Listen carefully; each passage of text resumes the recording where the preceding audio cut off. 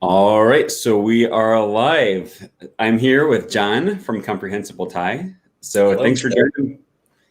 Thanks for Do having me. you want to tell us a little bit about just what your channel is like to start off with? Sure, sure. Like, kind of how you did and just what your channel is and stuff. Yeah, yeah. So, um, actually, maybe I start just for a minute saying why I started the channel. Sure. Um, Yeah. I'm trying to learn Thai. I'm in the States, and I want to learn Thai to be a monk later. So really, listening and speaking is my main focus. Um, and I did Pimsleur and I did some other things, and it was, but I, like you, I reached a certain level with the programs that are out there, and it was not, of course, a satisfying level. And I came Yeah. across this, yeah, right. And I came across this video about automatic language growth and Hmm. comprehensible input. It's a very short 7-minute video, but I think it's awesome. I think everybody trying to learn a language should watch it. And I think for people who've had some experience learning a language or just are just, for some people, it's going to be the only video you need. And then you go out and you find the input. It's going to convince you. But for some, maybe not. But so I saw this video, and it was saying, look, why do children learn really well and adults don't? Typically people think, oh, well, it's because, children's brains are different or something. But they were talking about how the experience is different, right? Kids get a whole bunch more comprehensible input. They get a whole bunch more experiences listening to things they understand. And whereas adults, we start really trying to build the conscious model, right? Studying the language rather than actually acquiring it. And it really resonated with me. And so I started looking for this. I started typing in comprehensible input Thai and into YouTube and so on, Google. There's nothing out No, there. right? It's a total vacuum. It's a total vacuum. And Yeah, in it fact, there is. was this one playlist with videos that was titled Comprehensible Input Thai, but the video was super fast, and it was totally aimed at people at a higher level, not basic learners. Yeah. And I was like, oh, geez. So I decided, and I found Dino-Lingo, which it's targeting kids, but it does have some really cool comprehensible input videos. Okay. But it doesn't go very far, right? I mean, it's your basic vocabulary, your colors, your clothes, food, Right. things like that. And it's mostly, instead of sentences, it's mostly like single words. There's some sentences, but it's mostly single words. I found it really helpful, and it's the only thing even close to comprehensible input that I found out there. Yeah. And so after that, I decided to do italki lessons to actually basically pay for and create my own comprehensible input. Exactly. Yeah. Yeah. And so after just a few days of that, I realized, well, all of us out there looking for comprehensible input or immersion or whatever, we're looking for real content. We're all we're reinventing the wheel ourselves over and over again. And I said, why? Why do that? Okay, I'm going to share this so other people can just, they don't have to go out and pay for it, and they don't have to, spend the time to whatever, edit the videos. The videos are just the part of the lesson that's the teacher doing comprehensible input. All you got to do is get on the channel and watch. And I love that. The idea of sharing, and having it be free. Sure. Yeah. And so also I decided that I wanted the whole thing to just be about generosity. So whatever revenue the channel eventually gets, if it gets revenue, after tax revenue, obviously, will be donated to. It'll be used to pay for things for Buddhist monastics and say meditation centers and places where people are practicing Buddhism and they need that sort of physical support. So the whole channel is about sharing. Yeah, I really like. That's great. That's really generous. Your channel definitely will be monetized before too long. I can tell you that. You've only been doing this for what, about a month or two? Maybe a month and a week, something like that. Yeah, and you have like more subscribers than I had after like 2 years of hard work on my YouTube channel. So, but I think you hit the nail on the head when you said there's a vacuum of comprehensible input, because I did exactly what you did. I had been Googling, I had been YouTubing, I had been looking on on Spotify. I was looking everywhere for comprehensible input in Thai, and I couldn't find any. No, all the videos were like, how to say hello in Thai, or like, here's a quick grammar explanation about classifiers in Thai, and I'm like, I don't want that. Just give me comprehensible input.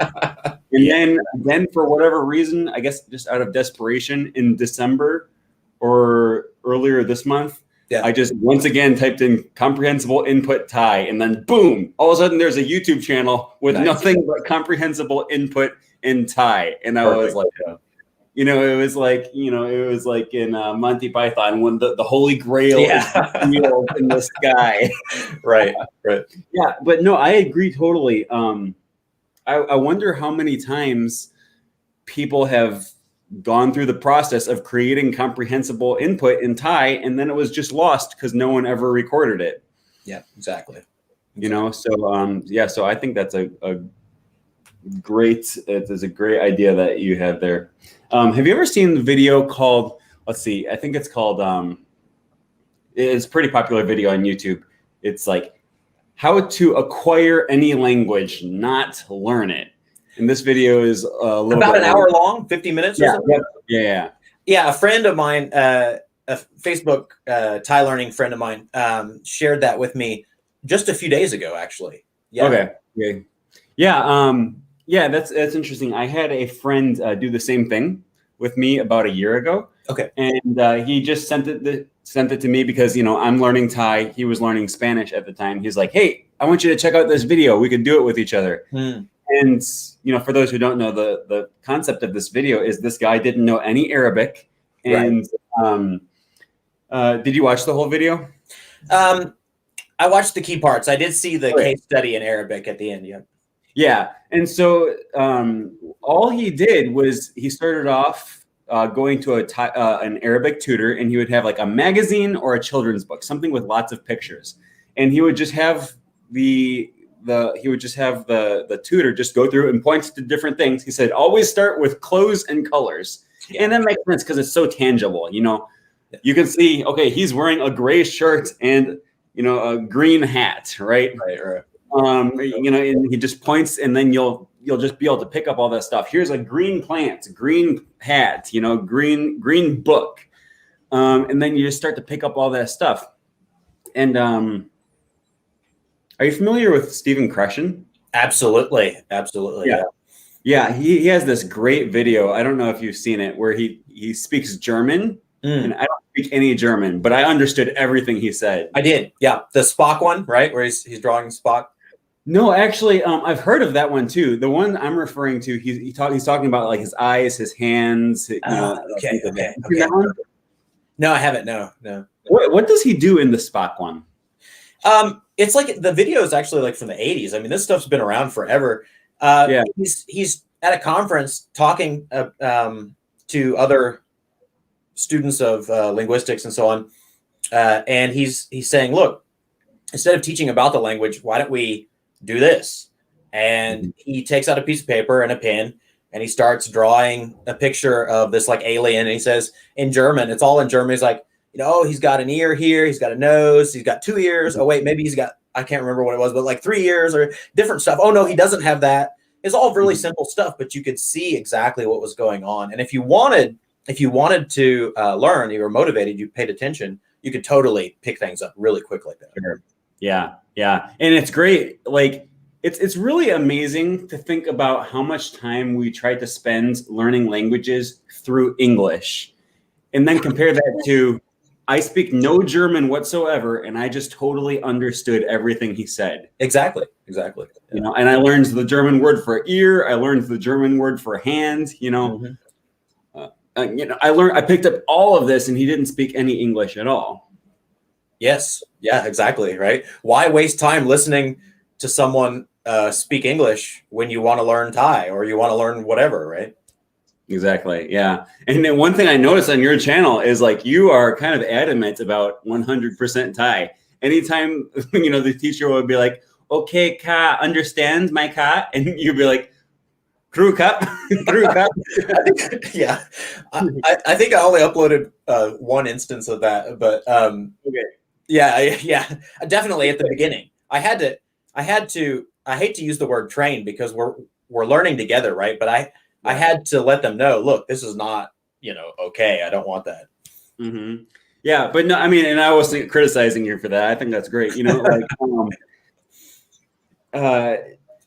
Well, okay. So speaking of that, I started out having not having the ability to edit the videos. So I just upload the whole video. And my son came into one and he started doing stuff and I was like, okay, all right, come on, learn with me. Right. And that worked for like 5 seconds. And then he was like totally doing other stuff. And I was like, all right, buddy, gotta leave. Gotta leave. And I was like, you gotta leave, And then one of his friends' parents saw that over the break, and they were like, "Oh my god, what a terrible parent!" Oh, no. But yeah, now I can edit, and it's just so much better than originally. Yeah, that's great. Well, yeah, I mean, the videos are great, and it's a really interesting concept because you yourself are learning, and it's like you're taking us along on this journey. Right.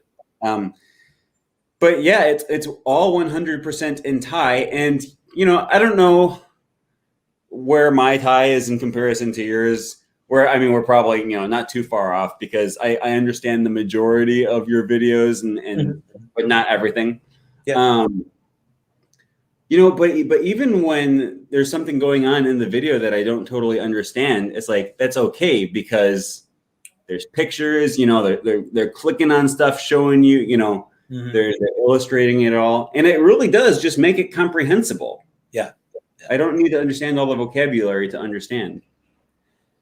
Yeah, that's one thing that I noticed with, I think between me, you, and Matt, because I saw your interview with Matt and and then your like takeaways video from that. I think the thing that ties how we're learning together is the focus on input. But I'd say your focus on reading and Matt's focus on the Anki cards. And I gotta say, to use a crude word, the AJAT method is a ballsy way to go. I mean, that's like, wow. But there's the Anki cards, which some people in the comments of the live stream actually said, and then the reading method, of course, these are kind of like, it's not studying in the traditional way, but there's some element of studying. I remember your video, you were like, if you think that's studying, well, fine, more power to you. Yeah. But for me, I fell in love with the concept that was in this little video about automatic language growth, about not studying at all and just letting it kind of get absorbed by your subconscious in a natural way. And so I wanted to do that. So I stopped. Previously, I was doing and I hadn't done much, but I was doing like everything I could. I did learnThaiPod.com, ThaiPod101.com, and of course Dinolingo and Pimsleur. I love Pimsleur. I still love Pimsleur. Yeah, me too. Everybody. And then, a couple other things, Lingo and so on. I just put it aside and said, look, I'm going to just let it flow over me every day and see where I go, And the only other supplement I really do now is like, there's this thing called CSANTV.com, and it has like live streaming Thai TV. Of course, you don't need this. You're in Thailand, right? But it's got live streaming TV. It's got recorded episodes of shows and TV. And like when I'm doing menial tasks and work that's like not very intellectual, I'll have that on my headphones. And and that I find that's really nice for passive listening. But when I'm focusing, I like to do the comprehensible Thai videos. And if I listen to one video like a week later after the original whatever recording of it, I find like, whoa, I'm understanding a lot more. There's a lot of little nuggets in there. It's not like you watch it once and then then you're done with it. It's kind of like reading a book, right? You read it once and then later you read it later and you're like, oh wait, hold on, remembering different things, learning different things. But the one thing back to my point, the thing, of course, I've done language learning kind of the normal way you would call it when I learned Chinese, and I learned it totally fluently. In fact, a big part of my job is understanding Chinese and then analysis in Chinese and then turning that into English. Okay. But I did 2 years, 4 semesters in college, did Pimsleur, did Rosetta Stone, and then I went to China. And I avoided everybody who spoke English for the first year, right? Sure. My standard for friends and girlfriend and everything was like, do you speak English? And if the answer is yes, get out of here. Right? Just go. So, which, it's not what you want to have for your whole life, right? But a short period of time. And it worked really well. But I really didn't, through that process, I knew that being there and the conversations, like I would just go out onto the street at first and have conversations with whoever would talk to me. But I didn't really understand the importance of comprehensible input. Oh, the other thing, to digress, I love your language parent idea. I love that. My wife. That's not my idea, for the record. But okay. Well, I got it from you. I got the concept from you, but wherever you got it, it's a great idea. I actually did that intuitively with my wife and then the Chinese friends that I had at the time. But yeah. Okay, I lost that train of thought. Anyway, the key thought here is that there's, for me personally, too much studying in the reading first approach and the Anki cards approach. So the thing with comprehensible input that I like is it really is, of all the methods, of course, any method is going to work. I did the dumb method, right? Like I did college classes and then I went to the country and just talked with everybody and that worked. Any method is going to work as long as you're getting that interaction with humans, right? Enough of that. But it's all about the beginning part, right? What are you doing to get that primer before you interact with people a lot? And I think the thing with comprehensible input is it's the method that has the least amount of what people would consider to be studying. Yeah, exactly. Yeah, I agree 100%. And I also did the Pimsleur Thai. And, unfortunately, I was really sad to find out that it only goes up to level 1. I know, right? I know, me too. I used Pimsleur French all the way up to level 5, and that was great. Pimsleur is a little bit more of that, like, it's not comprehensible input. It uses English, and I am studying, but I found it gave me a nice structure for the very beginning, so that I was not just lost in the word soup of all of these strange sounds that don't mean anything to me. And I did, they only have 90 lessons for level 3 for Chinese, and I did all of those before I went to China. And I didn't feel like I was studying, especially after having learned a language in college, right? I did 4 years of German in high school, and that was a total waste of time. But after doing that real like normal traditional studying, Pimsleur felt natural. And I would do the lesson once and then maybe, twice or 3 times at most. And I knew it. Like it was. Yeah, for sure. Have you ever heard of a YouTube channel called Thai Audiobooks for All Blinds? I remember you mentioning that in the interview with Matt, but no, I haven't. Yeah, okay. So I found that channel, I think last month too, like December, maybe November at the earliest. And this was right when I was starting to kind of get interested in Matt's approach of, just the total immersion all the time, all day long. And I was like, all right, I can't find any comprehensible input, but I can find some input that's like partially comprehensible. These are audiobooks on this channel. They're, it's nice. They're free audiobooks, all in Thai, but they're designed for native speakers. So it's just too advanced for me. Sure. I can pick up some words here and there, and especially if I'm listening to the Chronicles of Narnia. I've already read the story. I was an English teacher, and I read that story multiple times with my students. So I know it. I know it very well. And I listened to the first chapter of that audiobook. I've probably listened to it 20 times now in Thai. So I'm starting to kind of really get a feel. I'm starting to remember certain parts. I remember their tone of voice and stuff like that in the story. And I know what's going on. So that makes it a little bit more comprehensible, but not quite to the point where I'm really able to follow along with the language. It's more along the lines of I can hear the voice actor doing voices of different characters, and I just happen to know what happens in the story anyways. Right. And that's one of the big problems that I've found with a lot of Thai learning resources, the vacuum, as you call it, because there is quite a few resources that go up to level 1. Mango languages, you can take it all the way up to level 1. And I found that to be useful. Pimsleur goes up to level 1, right? You mentioned the Dinolingual, which I haven't tried, but there's all these resources that'll bring you up to level 1, and then they stop, and you're like, okay, well now what?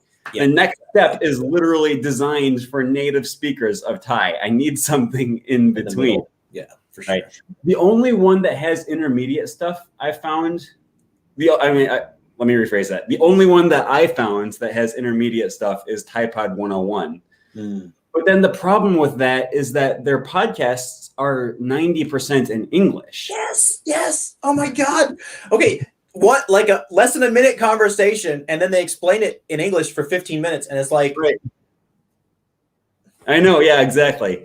And I'm like, the conversation at the beginning is great. Yeah. Oh yeah. They speak slowly. They speak clearly. In the earlier ones, they have a non-native speaker speaking to a native speaker, so that you kind of get the, it's I didn't appreciate that actually. I was like, what? We're starting with a non-native speaker, Yeah.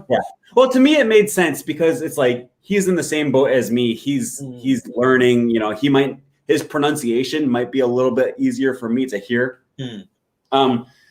But anyways, I think the conversations are great. They go through a conversation once normally, and then once slow, so you can really hear all the nuance in their voice. You can hear the tones and everything, and then once in English, so to help me understand what they're saying. But yeah, then I don't want to go through 11 minutes of you explaining grammar and vocabulary that you explain once and never come back to. You know how I turned that into 100% Thai before I started doing Comprehensible Input? I did it with both Learn Thai podcast and which, if you're German and you love having somebody explain grammar to you, Learn Thai podcast is going to be heaven for you. But Learn Thai podcast and ThaiPod 101, I would take, they have example sentences in Learn Thai podcast, and I would download those. And then I would download the conversations from Learn Thai, ThaiPod 101. And after I had listened to the lesson and kind of understood them, and they were just 90 to 99% comprehensible to me, I would have those on my phone in shuffle. And so I would listen to those for 30 minutes or 40 minutes or whatever, and I would get them randomly. So it had a little bit of that flashcard effect. And it was all in Thai. So that worked okay. It was better than, listening to it once and never listening to it again. But yeah, it's definitely still inferior to, just watching new comprehensible input every day. And then, the key words are going to get used over and over again. I've learned a lot of words that I wasn't trying to learn from the comprehensible input videos. And that's kind of, at first I was like, oh my God, because last couple of weeks I had this crazy project start, almost right after I started the channel, a crazy work project that it's not usually what I do. And I kind of got dragged into it. And I was like, oh no, I don't have any, because I was studying a lot before that. And I was like, I don't have any time to study, but actually it was a nice thing that happened actually, because I saw that just watching the comprehensible input videos was stronger than all the studying I had previously done. So it's good that I had that separation. Sure. Yeah, I've been in a similar boat. You know, I'm focusing more on reading, I think, than you are. Well, you're not reading at all, are you? No. Okay. Yeah. So, but I'm also doing, you know, listening practice. I've been listening to a lot of Thai music, which has been helpful. But I've been reading these Mani Mana books. Yeah. You know, and they're very simple, you know, but they have pictures and the sentences are pretty simple. Okay. And when I first started reading these, I was going through them with a tutor, right? Yeah. And we would go through a book and we'd be like, all right, what does this word mean? All right, explain to me how I can use this word in a sentence. You know, all right, you know, oh, this is a boy saying that. So that's what boys say, right? And this is a girl saying that, you know, and oh, I don't understand the tone rules on this word. And we would it would take forever to get through one of these little stories, like to get through one page. And that was fine because I learned a lot. But what I've been doing since then is I'm not worried about all the nuance and understanding everything. I'm worried about getting through as much material as I can. And what I'm finding is that it's really beneficial for me to do that because I am doing like an Anki deck. I'm doing a memorize course, actually. Okay. Isolated words. And I'm finding that blazing through as much reading material as I can exposes me to those vocabulary words that I'm learning in the flashcards on a regular basis. And the flashcards are okay. I find them to be helpful. But what's really powerful is when I'm going through tons of material and then getting a higher exposure to those words in the sentence itself. And then I get to the word and I think, okay, that word looks familiar. What does that mean? Oh yeah, that's my memorized card. I remember that word. And I feel like then it's just burned into my memory a little bit more when I do that. Absolutely. Yeah. Absolutely. And you know, it's just taken me a lot further. I feel like since I started using this method as opposed to the solely I'm going to read to understand everything. Right. My progress, you know, similar to yours when you started doing the videos, my progress, I can feel the progress now. Good. You know, good. Whereas before, you know, I don't know how much you know about my story. I was in Thailand learning Thai, rushed back to America when the, you know, Corona apocalypse started. That's right. And then I was in America and I'm like, am I going to keep learning Thai? I don't know if I'm ever going back. Is it worth it? And I was like, all right, I'll do one lesson a week with a tutor. And really that was just like trying to slow the decline of my Thai. It's really what I was doing. Right.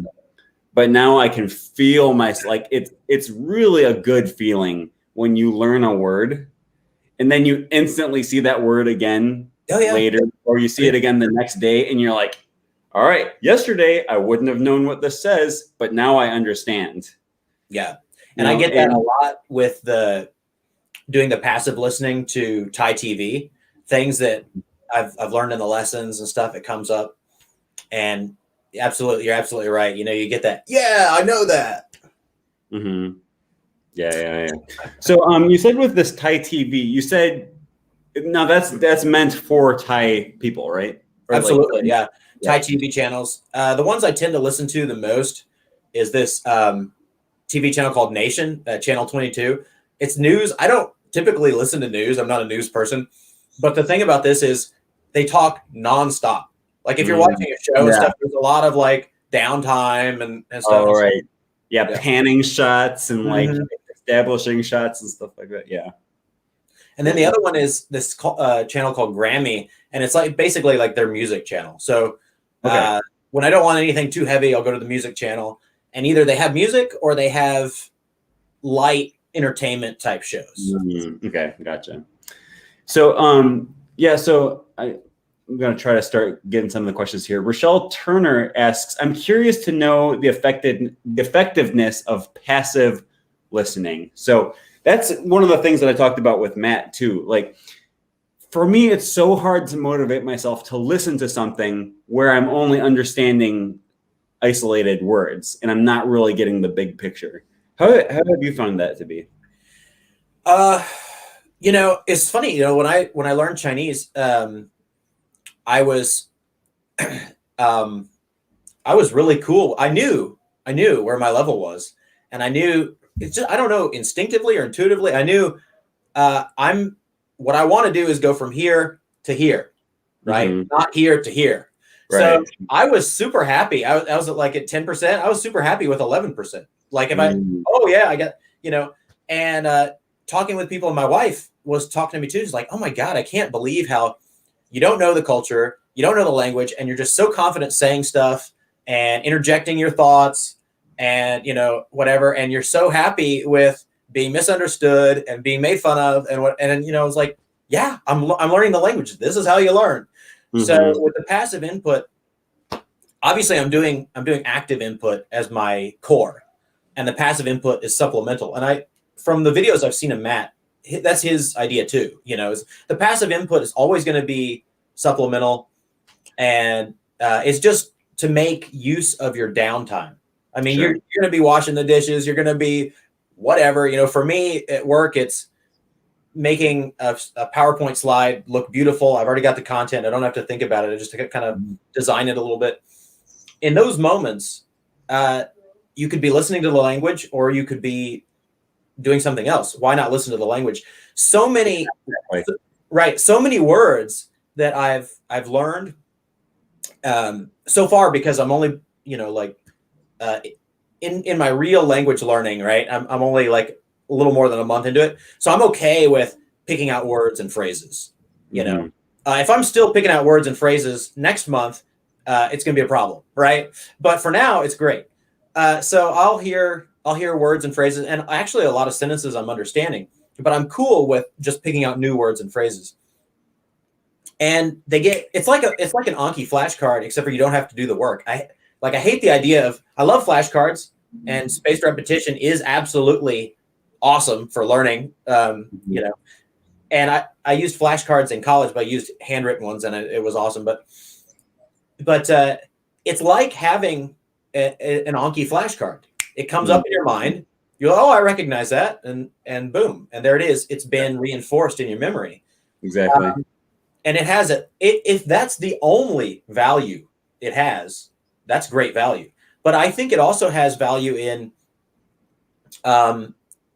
giving your mind a feeling for the pronunciation, and that can't be understated. When I was doing Chinese, I was teaching English there in China at first, before I got my Chinese was good enough to have a quote unquote real job, right? I was telling the students, I said, look, start with your pronunciation, because they were having, they knew a lot intellectually, but they were having problems feeling confident talking with people. And I was like, if you sound terrible, that's going to hurt your confidence. If your confidence is already low, make yourself sound awesome, and it's going to help. Yeah. And so I found a Pimsleur to be really helpful for that. Absolutely. If you're listening to the native speaker, and then you try to emulate that as closely as possible, Yeah.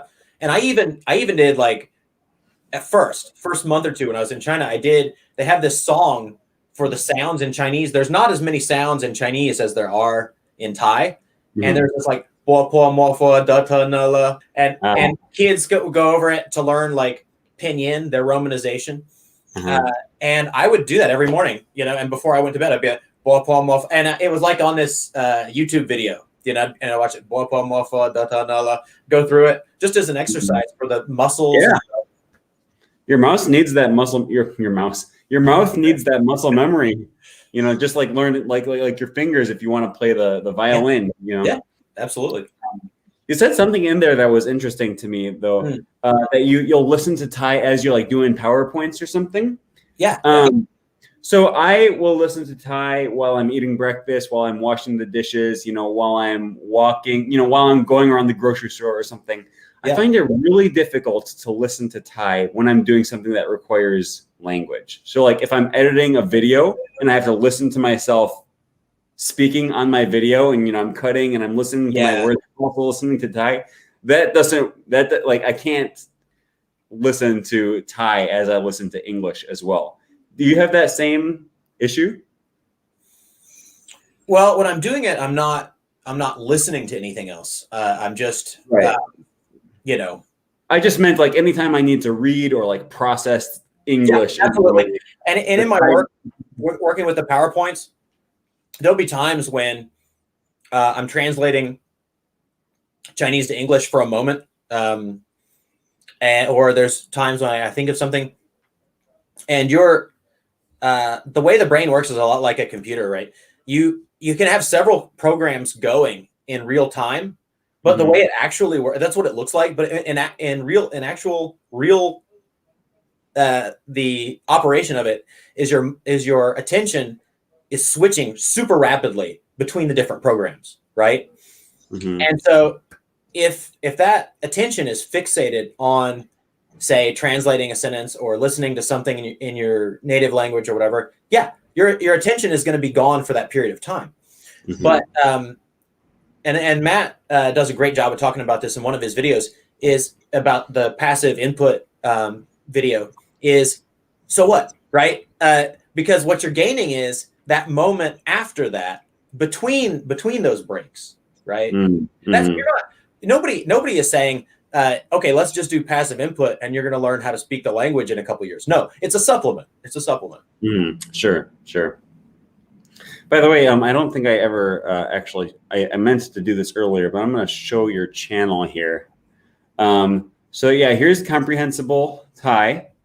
And it's really, so you have some playlists here, right? Like there's, if you want to learn about Buddhism, if you want to learn about food, you have some stories on here, and, your stories about the frog and mouse. I've listened to this one quite a few times, actually. It's really nice because the teacher is just going through and explaining. You can see exactly what the mouse is doing, right? And it's childish, but whatever. Yep. I'm not watching it because I'm entertained by children's stories. I'm watching it because it's helping my Thai. Exactly. And it's just really nice because the teacher is saying things, and then I'm catching almost all of it because I can see it on the screen. Do you ever go back and watch these? Like the same ones over and over? So that's the thing. Like before this project, the first week I started doing this, before my work project got super crazy, I was doing that. And once this project is over, it'll be over right before Chinese New Year. And after that point, I'm going to be going back more and watching more. But lately, for most of the videos, I've seen them, like in the last couple of weeks, I've seen them maybe once, or parts of them that I wanted to review, I've seen like a little bit. But even just watching them once and doing it every day, I've noticed progress. At first, I was scared. I was like, oh man, this project is killing me. It's right as I'm starting, it's putting the brakes on my learning. But no, just an hour of these italki lessons. And then of course it takes time, like, probably way better than I do, that editing and promotion and all that takes time. And I've thought about it. I was like, oh man, I could be studying or something. I could be doing something with this time. But I found that just that hour of comprehensible input a day is enough for there to be progress, even without even without, anything else. Yeah. And you do, your videos are largely comprehensible input, but you also do some speaking components in there too, right? Well, there's one teacher, Kru Suli, and I have a playlist for every teacher, just in case you have a teacher that you like the most. You can easily find their videos. I've actually done lessons like months ago. I was doing lessons with Kru Suli, so that's really funny. And I saw her on your channel, and I started doing lessons with her again. Oh, cool. Yeah, she's a great teacher. All of them are really nice, but she has an interesting method that definitely is not exactly comprehensible input, but it's 100% Thai. Yeah. And so I was like, you know what? Let's just roll with it, right? I got tons of other teachers, and she's teaching me in Thai. Occasionally, she is the one teacher who will, she'll come out with a word or two of English that doesn't have anything to do with the lesson. And I've been like, okay, fine, right? But the lesson is 100% Thai, and I really like how she gives me some practice in speaking and switching up and it is that her lessons are the closest to kind of like a grammar lesson. But it's okay with me because it's all in Thai, and I only do her lessons like once a week at most, right? So it's all good.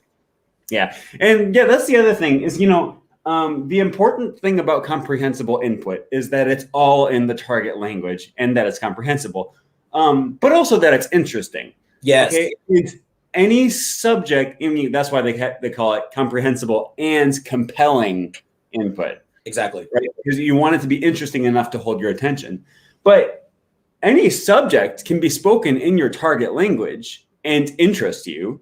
Right. So if you're interested in grammar, there's no problem with talking about grammar, if that's a subject of interest and if that's going to hold if that's going to hold your attention. But it's not comprehensible input if you do it in English. Correct. Yeah. Yeah. Great point. So yeah, I'm doing an Esperanto course right now, and the whole course is about Esperanto grammar. Did you have a question? My ignorance, but before you, I have never heard of Esperanto. Right. So Joel Trust in the chat can educate you. I'm just kidding. No, but so Esperanto is a constructed language. It was created, and originally they meant for it to be like a diplomatic language that they would use to facilitate international trade and stuff like that. Okay. But now it's just kind of developed its own culture, and it's really interesting. And it's just a very fun language. It's a very fun community of people. But anyways, back to my point. I'm doing a online course right now over Zoom, and it's a grammar course. And part of me feels a little bit of a hypocrite because I'm always like, "Don't study grammar," but it's like a superficial hypocrisy because this course is 100% comprehensible input. Oh, cool. It's all in Esperanto. And we happen to be discussing grammar, which interests me as a linguistics major. Right. Okay. And just as someone who enjoys language and learning about language. But, we're discussing the subject and the object, the direct object versus the indirect object. We're discussing all of this grammar stuff in Esperanto. So I have no problem with it whatsoever. Cool. Yeah. Cool. I meant to mention this earlier. I don't even know if I've told you this. You kind of inspired me. Oops, let me share my screen again. Okay. You kind of inspired me to create. I created a new channel. Oh, cool. That I call FinkTem English, and I basically just go through and do the same thing that your teachers do in their lessons. Sweet. Right? A lot of times what I do is choose a picture book. Yeah. And I'll just go through and I'll be like, all right, here's a dog. I got a question for you about that. So I've been asked to use picture books, and I think it's a great idea. I'm worried about copyright issues. So how does that work? I've only picked picture books that are already available for free on the internet. Where do you find those? Storyweaver.org had this one. Sweet. Okay. Yeah. I also found, I got to plug in my laptop here. I also found, and by the way, these are great resources for anyone, no matter what language you're learning. Here's a few that I got from, payersmithbooks.com. Okay. All right. And I bring this up. I was just talking about this with one of my students yesterday who's learning Spanish. And I was like, sometimes you're in a conversation with a conversation partner, maybe on Hello Talk. Have you ever used Hello Talk? No, I haven't. Okay. That's a great app for conversation practice. Okay. Or maybe you have an italki conversation partner or something. You're trying to practice the language with someone, but especially when you're a beginner, you just don't have very much you can say. Right. So what you can do is, either pick up a wordless picture book. It doesn't have to be wordless. I prefer the wordless ones because then there's no distracting English words on there. either that, or you go on some of these stock footage websites and you just get some photos and you talk about what's going on in the picture, right? And you don't need to have a conversation about your daily life. Okay, yeah, you can do that. You should learn how to say things about your daily life. But you just go through some of these photos, you go through some of the stories, and it just gives you something to talk about. Okay, I really like backpacking and camping, and so going through some of these pictures with a native speaker would just give us that little spark of something to talk about. For sure. And I made a little Google slideshow here, and I just went through and I got a whole bunch of stock photos from unsplash.com. Okay. I'll put that up here for people. Unsplash.com. Yeah, they have free stock photos. Oh, nice. That's available, for anyone to use. I'll have to end my subscription with Canva then. Yeah. Oh, well, Canva I think is great too, but Unsplash is sort of limited, but it's free. So that's right. That's a good plus, big plus. Yeah, it is. Yeah. Man, we got some people speaking Esperanto here in the chat. Paul and Joel Trust. That's funny. Okay, so Soy Dog Cowboy said, I use HelloTalk and Tandem. Yeah. So I guess for you, John, it might not quite have quite as much usefulness because a lot of what HelloTalk and Tandem are for is for sending messages back and forth and making posts and stuff for reading and writing. But I've also found conversation partners on there. Yeah, actually, I had a lot of potential conversation partners in Thai prior to even learning Thai, because on Facebook, I went through a bunch of Buddhist sites for Thai people and added a whole bunch of people, and they send me pictures, and we tried to talk kind of a little bit at first, but of course I didn't know anything. So I'm planning on in a few months when I'm able to actually have at least, some kind of intelligent conversation that's not going to waste their time. So contacting those people again. Yeah, absolutely. Here, Game Nailed asks, if you guys could create the perfect language learning app for learning Thai, what would it be like? Would you want an app that's similar to the ones that already exist, or something completely different? I know you have some opinions on this. Yeah, I'm so glad you asked that. Obviously, in a few years, hopefully sooner rather than later, I'm going to be ordaining and, not needing money and not worrying about money and all of that. So it wouldn't make sense for me to start a business and then give it up, especially because these last few years are time with my family, particularly my son, that will be very valuable to them. But I have this great idea, and I've pitched it to a couple people just as a gift. And most people, either they don't grasp the concept, or they just, like me, they don't have the time and energy, and that's not where their life is headed. But the idea is this. Okay, like with Matt, with his immersion and sentence mining and creating the Anki cards, and with you and the reading and getting your input through books, and me with the list audio comprehensible input, we're all getting input, and we're all trying to understand it and build on that. But like Matt pointed this out in the interview with you guys, and he was saying there's this inherent sort of, I forgot the word he used, like a chaos or inherent sort of randomness to the process.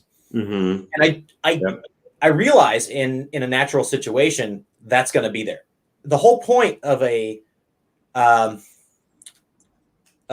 actual, like, something that you intentionally create for language learning is that you take the randomness out.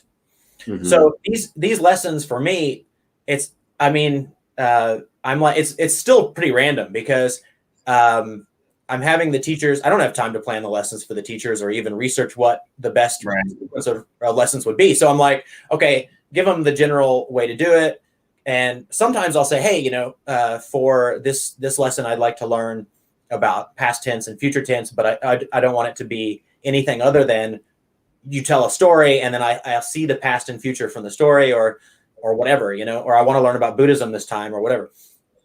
But if I was going to get an investor or investors and do nothing but create this language learning program, it would be comprehensible. There would be a core, which would be comprehensible input videos, and there would be supplements. The core would be a series of videos that would take you from nothing to, let's say, the European system, like B2 or so, from like A1 to B2.